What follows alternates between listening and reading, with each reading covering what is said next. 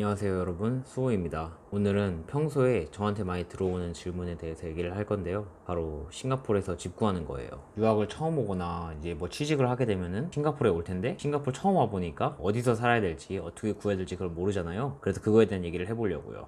우선 싱가포르의 대체적인 집값, 집 구할 때 알아야 하는 용어들 5가지 정도의 이제 집 형태, 그거에 대한 각각의 구체적인 장단점 같은 거, 그리고 마지막으로 집을 어디서 어떻게 구해야 하는지와 조심할 점. 일단 싱가포르는 서울보다 정말 약간 좀 더 큰 나라거든요. 그러니까 상식적으로 비싸겠죠. 또 싱가포르에서도 중심지가 있고 약간 변두리가 있긴 한데, 변두리는 비싸고 중심지는 진짜 비싸다. 싱가포르에서 집을 구할 때 알아야 하는 영어 용어들 몇 개만 알려드릴게요. 커먼룸, 이제 화장실 안 딸린 애들 쓰는 방. 마스터룸은 화장실까지 딸린 안방 얘기하는 거고요. 그리고 PUB라고, 펍비라고도 하는데, 이거는 Public Utilities Board라고 그냥 공과금 얘기하는 거예요. 그냥 물세, 전기세 뭐 그런 거요. TA는 임대차 계약이라는 거고, Furnishing은 뿔은 이제 뭐 가구 다 있다는 거고, 너는 뭐 아무것도 없으니까 너가 준비해 와라. 그리고 Race는 인종인데, 이건 뭐 여러분들도 뜻은 아시겠지만 이걸 왜 얘기하냐면은, 싱가포르판 직방 같은 거 이제 보면은 이제 되게 웃긴 게 레이스라는 게 있어요. 집주인이 선호하는 인종만 받을 때도 있고, 또 반대로 얘기하면은 원치 않는 인종은 안 받는 경우도 많아요. 제가 이제 저번에 집을 구하러 갔는데, 그 집주인이 이제 어떤 특정 인종과 계약을 할 뻔 했다가 제가 이제 와가지고 저한테 차라리 $300를 덜 받을 테니 저한테 계약을 하자 그러더라고요. 제가 뭐 국뽕 이런 건 아니지만, 한국인은 웬만하면 다 받아줄 거다 라는 얘기입니다. 또 워낙에 다문화 국가다 보니까 이해는 됩니다. 싱가포르에는 크게 5가지 정도의 형태의 집이 있는 것 같아요. 컨도미니엄, HDB, 랜디드, 스튜디오, 그리고 이제 흔히 기숙사라고 할 수 있는 호스텔, 그게 있어요. 이렇게 총 5개인데, 콘도는 인테리어 좋고 뭐 럭셔리하고 뭐 보안도 뛰어나고 수영장 딸려있고 헬스장 딸려있고, 이제 친구들이랑 바베큐 파티 할 수 있는 그런 공간도 있고, 그래서 되게 좋아요. 한국에 있는 영어로 된 아파트들 있잖아요. 뭐 자이, 뭐 아이파크, 캐슬 이런 급이라고 생각하시면 될 것 같아요. 대신에 그만큼 비싸요. 보통 커먼룸 하나에 $850에서 한 $1,400까지 가는 것 같고, 마스터룸은 이제 1000 후반대까지 가는 것도 봤어요. 그래서 친구들이 이제 보통 커먼룸을 하나 잡고 살든가, 친구들 한 대여섯 명이서 콘도 하나를 다 빌려서 이제 방 하나씩 들어가서 사는 뭐 그런 식으로 그렇게 하죠. 콘도가 비싼 이유가 이제 수영장이랑 뭐 헬스장 이런 시설값을 다 내는 건데, 여러분들이 헬스장을 진짜 많이 가고 수영 맨날 하고 바베큐 파티도 가끔씩 하고 그럴 거면은 콘도 가는 게 오히려 더 이득이라고 생각해요. 두 번째는 HDB라고 하는 곳인데, 이거는 Housing and Development Board라고 정부가 지은 아파트예요. 그리고 또 정부가 관리를 하고 있는 아파트고, 한국으로 따지자면 주공 아파트 같은 거고, 여기는 헬스장, 수영장 그런 거 없고, 뭐 경비원 본 적 없어요. 평범한 한국 아파트 느낌인데, 여기 특징은 문이 철창 먼저 그 다음에 문이 있는 이중문이고, 옷 빨고 이제 건조할 때 밖에다가 이렇게 꽃꽂이로 걸게 돼 있고, 콘도에 비해서 비교적 싸다. 제가 현재 HDB에서 살고 있는데 월 $600 내고 살거든요. 그러면 한국 돈으로 한 54만원, 55만원 그 정도 되는 건데 진짜 싼 거예요. 근데 HDB도 보통 싸면은 뭐 한 750에서 위치에 따라서 1000 초반대까지도 가고 그러는데, 제가 유독 잘 구했어요. 일단은 비교적 싸니까 그만큼 생활비를 더 보태서 쓰거나 뭐 원하는 게 있으면 사거나 그럴 수 있겠죠. 그리고 저는 수영장 가니까 뭐 그런 서비스값 안 내는 거 뭐 그런 것도 좋은 것 같고, 대신에 헬스장 없는 게 좀 안타까운 것 같아요. 왜냐면은 제가 이 가격에서 헬스장을 등록을 하면은, 사실 그럴 거면 콘도 살겠어요 저는. 그렇기 때문에 제가 헬스장을 안 가고 운동을 안 해요. 그리고 또 하자가 있다면은, 옆집 사람들이 대부분 다 현지인이기 때문에 좀 거시기한 부분이 가끔씩 있었어요. 뭐 이제 좀 이제 방음도 안 되고요 잘. 또 1층에 이제 노숙하는 사람들도 가끔 본 것 같고, 앉아가지고 이제 밥 먹는 그런 분들도 본 적 있는 것 같고, 이제 아예 와가지고 단체로 이제 낮잠 자는 뭐 그런 사람들도 본 것 같아요. 그런데 저는 뭐 괜찮아서 잘 살고 있습니다. 자, 셋째는 랜디드라고 하는 곳인데, 이건 그냥 단독주택이에요. 사실 여기 사는 사람 본 적이 없지만 제가 이제 친구한테 물어봤는데 여기가 짱이래요. 아무래도 콘도나 HDB보다 크고 이제 복층이니까 더 비싸죠. 여기 장점은, 콘도에서 만약에 바베큐 파티를 하려 그랬는데 돈을 내고 시간 제한도 있고 그렇단 말이에요. 근데 이제 단독주택에 살면은 이제 뭐 그런 거는 정말 누구 하나 뭐라 할 사람 없으니까 그런 게 장점이에요. 저도 친구들이랑 기회가 된다면은 콘도를 빌리는 것보다 단독주택을 하나 빌리는 게 더 좋지 않을까. 더 자유로우니까요. 네 번째는 스튜디오인데 원룸이나 투룸 같은 거예요. 근데 이게 수량도 되게 적고 되게 비싸고 되게 좋아요. 한 명이서 살기에는 정말 최고인데 정말 비싸요. 이 가격대를 내고 여기서 혼자 사는 사람은 아직 본 적은 없어요. 다섯 번째는 마지막으로 이제 기숙사인데 이제 호스텔이죠. 싱가포르에는 보통 대학교 기숙사가 따로 없거든요. 그래서 보면은 사설 기숙사들이 몇 개 있어요. 저도 이제 그 중에 하나인 드웰이라고 하는 곳에서 처음 3개월 살았는데요. 여기는 유학원에서 이제 추천을 해줘서 왔고, 정확히 얘기하면 추천이 아니라 여기서 3개월간 적응을 하고 최대한 빠르게 직접 현지에서 집을 알아보러 다니면서 빨리 이사를 해라, 약간 이런 식이었어요. 그게 왜 그러는지 설명해 드릴게요. 일단 기숙사의 장점을 꼽자면, 처음에 여러분들이 만약에 싱가포르에 왔다 그러면은 비자 그런 거는 승인을 받고 왔을 거 아니에요?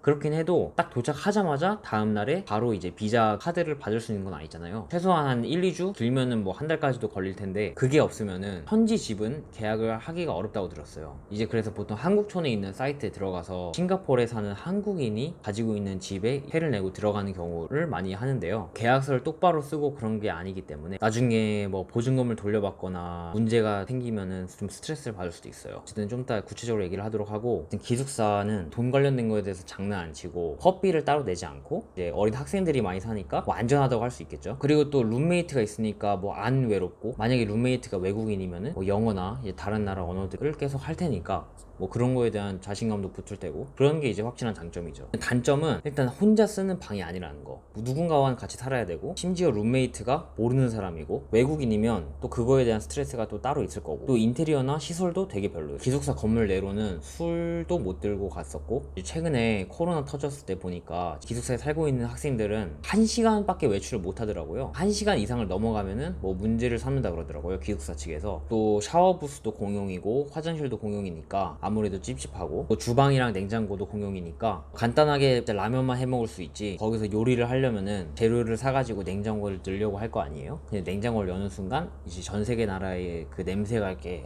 올라오기 때문에 그건 쉽지 않아요. 그리고 진짜 이게 제일 큰 단점인데, 그러니까 이렇게 단점이 많은데 진짜 비싸요. 제가 그냥 보통 좀 작은 2인실에 살았는데 월 950달러를 냈어요.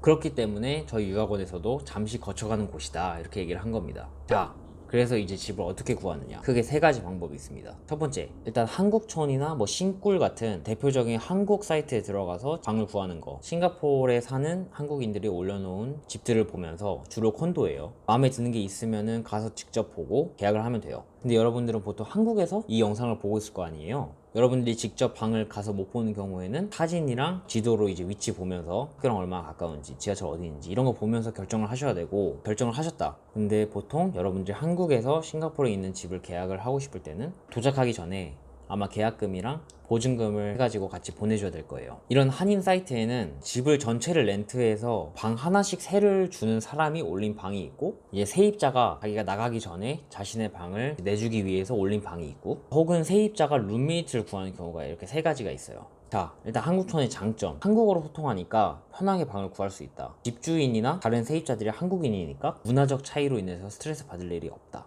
외국인이랑 살면은 스트레스 받을 일이 되게 많아요. 외국 요리 냄새가 너무 심하다든가, 다른 나라 언어 듣는 게 짜증난다든가. 근데 그런 게 없다는 점, 너무나 큰 장점이고. 근데 단점, 일단 로컬 방보다 시세가 한 100에서 200달러 정도 비싼 것 같아요. 또 같은 한국인이라고 꼭 그렇게 다 잘 챙겨주고 그런 경우만 있는 건 아니고요. 또 여기에 올라오는 집들의 경우 이중 임대일 수도 있어요. 이중 임대가 뭐냐면은, 예를 들어 진짜 집주인 A가 있는데 그 집주인이 이제 B라고 하는 어떤 다른 사람한테 이 집 전체를 렌트를 해줬어요. 근데 B가 자기 집인 것 마냥 다른 사람들한테 세를 내주는 거를 말하는 거거든요. 진짜 집주인 A가 B한테 이 집을 3,000달러에 렌트를 해줬는데, B가 C, D, E한테 뭐 한 1,500, 1,500, 1,500 받으면은 4,500이니까 오히려 1,500달러를 벌면서 살고 있는 거잖아요. 그러니까 당연히 불법인 거고요. 그런 경우에는 보통 계약서를 정식으로 안 써요. 이 집에서 살면서 지켜줘야 하는 규율 같은 것만 작성 이렇게 하는 거지, 제대로 된 정식 계약서는 쓰는 걸 본 적이 없어요. 제가 그래서 현지인 전직 경찰관 사람을 한 명 알고 있는데, 그 사람한테 듣기로는 이중 임대가 합법이 되기 위해서는 집주인 A가 나는 너가 세입자를 구해서 네 혼자 월세를 내는 부담 줄이는 거를 인정해 줄게, 대신에 넌 나한테 세입자에 대한 정보와 얼마를 받는지 그런 거를 알려줘야 돼, 이렇게 했을 때만 합법이라고 하더라고요. 근데 이중 임대든 뭐든 간에 별 탈 없이 잘 지내면은 솔직히 다 상관없어요. 다들 그렇게 많이 하는 것 같고. 그런데 이제 문제가 좀 틀어지기 시작하면은 좀 스트레스를 많이 받을 수도 있다는 점.